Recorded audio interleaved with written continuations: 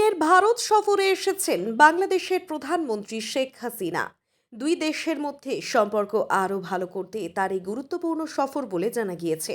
এরই মধ্যে শনিবার কাকসায় বাংলাদেশের জঙ্গি সংগঠনের সাথে যুক্ত থাকার অভিযোগে এক যুবককে গ্রেফতার করে রাজ্য পুলিশের স্পেশাল টাস্ক ফোর্স।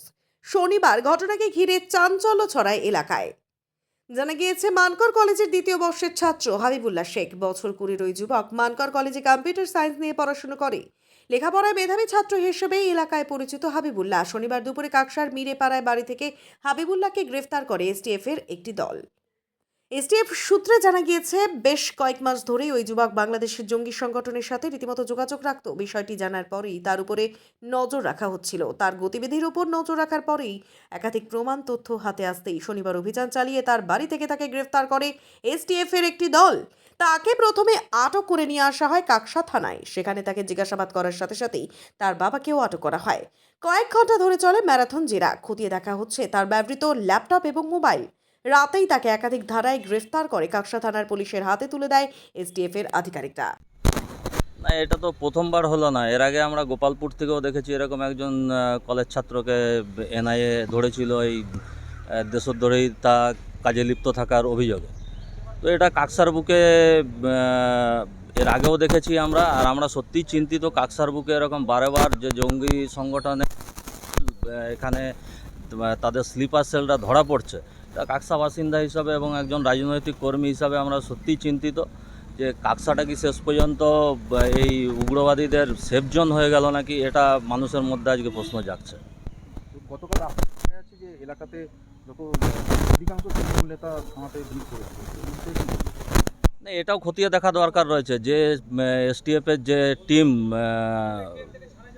এই ব্যক্তিকে বা এই ছেলেকে গ্রেপ্তার করেছে, তাদেরও এই কোনো রাজনৈতিক দলের সঙ্গে যোগাযোগ আছে কি না এটা খতিয়ে দেখা প্রথমে দরকার রয়েছে। কারণ আমরা জানি যে রাজনৈতিক আশ্রয় প্রশ্রয় ছাড়া কোনোদিন এরকম অসামাজিক কাজে বা এরকম দেশদ্রোহিতা কাজে লিপ্ত থাকা সম্ভব নয়। তারা সেফগার্ড নিয়ে একখানা সবসময় চলার চেষ্টা করে, এটা তো আগেও দেখা গেছে। আপনার নাম करके लेके गया। हम जब लेके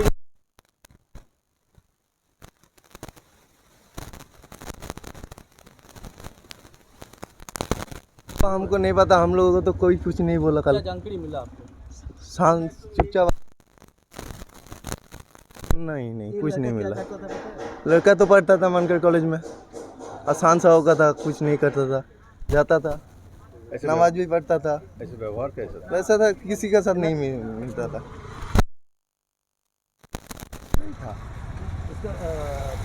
दो बच्चा था वो, और इस घर में एक बच्चा था, वो दोनों ही मिलके जाता था।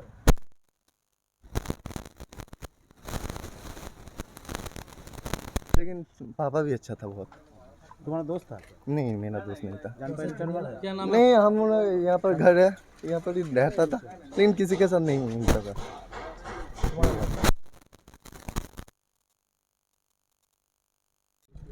আমি দেখা বলতে আমি তো দেখছি এখান থেকে, বহুত দিন থেকে এসে দেখছি, আমরা আসার পর থেকেই দেখছি। আমি তো প্রথম এখানে, তারপরে তো সব এসছে দেখছি। এই ব্যাপারে আমি ঠিক জানি না। ছেলেটাকে কিরকম কি জানতে পেরেছেন? ছেলেটাকে ভিতরেই পড়াশোনা করতো, এখন স্কুল কলেজে যখন যেত জানি না ওই ব্যাপারে। বাইরে বেরোতো না? না বেশি বেরোতো না। আতঙ্কের মধ্যে আছেন? না, ওই শুক্রবারে মনে হয় নামাজ টামাজ পড়ার টাইমে দেখা যেত দু একদিন, তাছাড়া খুব একটা দেখতে পাই। কালকে কি দেখেছিলেন? কালকে আমি দেখি নাই, আমি ঘরের ভিতরে ছিলাম। ছেলেরা ওই যে তিনটে গাড়ি এসে দাঁড়িয়েছে সব বলছে ওটাই। বলছি কি শুনলেন, মানে কিসের সাথে মধ্যে আছে? না, আমার এমনি তো আগের কোনো ইয়ে ছিল না, এখন এইসব শুনে একটু ইয়ে লাগছে যে কি শুনলেন?